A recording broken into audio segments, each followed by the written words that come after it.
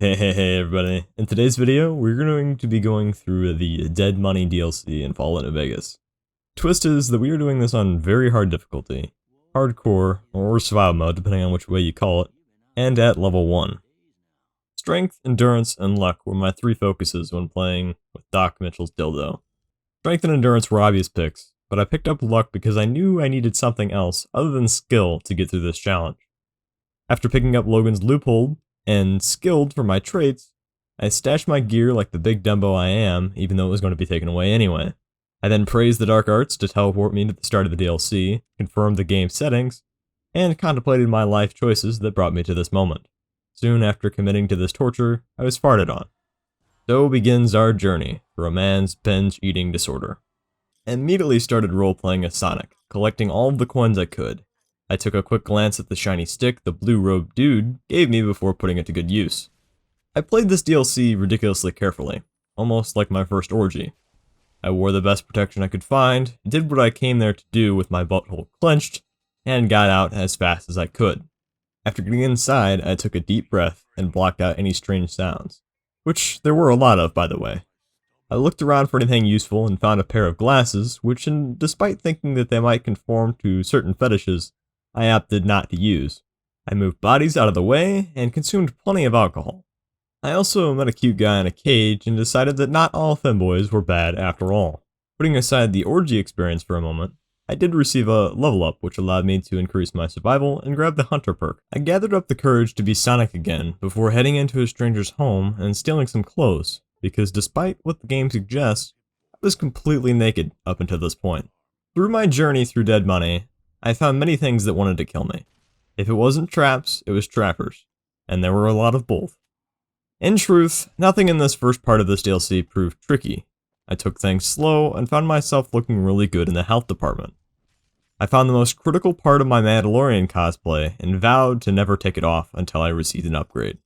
I also found several of Dean's caches around town, which became helpful later on when I needed to give God some holy juices.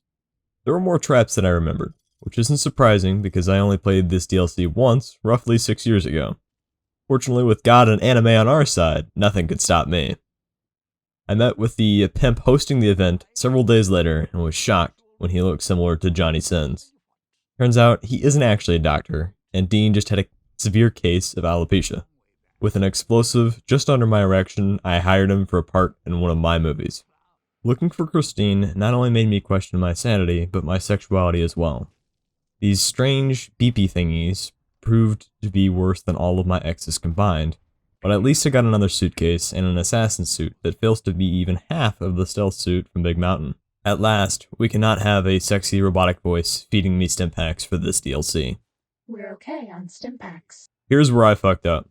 I thought that by balancing out some of my skills that I would have a better opportunity of passing the shit ton of skill checks in this DLC. I ended up not having enough survival for Radchild, which was my whole idea to combat frequently breaking my limbs. Needless to say, I was heartbroken that my beautiful baby boy would have to wait yet another 2 levels to be born into this world. Because my lockpick wasn't good enough, as I frequently find many of my abilities the same, I grabbed the key and the desk upstairs to open the basement door, shut off the power, and saved Frankenstein's monster's sister. After getting my own little gang together, I spoke with the blue-robed dude again, and he told me that I had to shove a fist up my ass, otherwise he would detonate the collar around my neck. Using the loophole that he didn't specify my obese hand, I set off to find the smallest hand I could find that belonged to someone over 18. Finding only some toilets and a suitcase, I made the executive decision to leave God at a bunch of lovers, because that is where the giant blinky arrow told me to leave him. Giving him some fried chicken caused him to offer me his hand for the job. I politely refused with a cold sweat clinging to the back of my neck. I needed to keep looking. I grabbed Johnny Sins and made my way through the toxic fog with his assistance. We worked together like water-based lube, a dildo, and a shower. Quick, clean, and a hell of a lot easier than what Handsome Jack will do to me. I parked him at a place with some lights, like a mother dropping her kid off at a fire station before heading back to Christine. As I gathered parts for the power station and disarmed things that looked like my chastity cage, her hand grazed my leg, and I knew that I had found the hand that I needed for the task for Father Elijah. Deciding to wait until we were alone, we gathered the rest of the parts, repaired the power box, and traveled through a structure that was definitely not a natural formation. This cave is not a natural formation. Someone built it, so it must lead somewhere. Along the way, I got myself stuck between a rock and a hard place, gathered more supplies, hit a giant red button, wasted most of my ammo on a stupid turret, and broke into an old man's locker, which conveniently allowed Christine and I our moment of privacy that we so desperately needed. Baby, ease off the gas. After prostrating myself to Christine, the guy in the blue robes told me to go climb a tower. I told him that I enjoyed working for him, but he just decided to hang up on me. I managed to level up and adopt a wonderful child so that I might pass down my generational wealth. I looted some more, fought some more bad guys with these sexy green eyes, and disarmed more traps. I'll be honest, some of these kills were pretty, but I still hate VATS, and won't be changing the way I play most of the time. After climbing to the top of the bell tower as my king had asked, I flicked a lever, and then a shiny thing fell out of the sky, reminding me of my pure hatred for fireworks. Fighting my way back the way that I had just came while appreciating the reuse of the level, I got into the Sierra Madre only to be knocked out again and received an oddly timed level up. Getting my sense of direction back, I flipped more levers to do a thing that allowed these Blue Man Group enthusiasts to run the casino again. I made enough chips to buy whatever I wanted from the vendors and bounced. This section made me sad. Not only for my complete incompetence when trying to figure out what I was supposed to do, but also with my inability to talk with Dog and God to come to a non-violent solution. Funny enough, Dog was harder to kill than Father Elijah. Oh shoot, spoiler alert, sorry. Next up was dealing with Dean. This section was the death of me. I at least died the amount equal to a baker's dozen, so 13 or 14.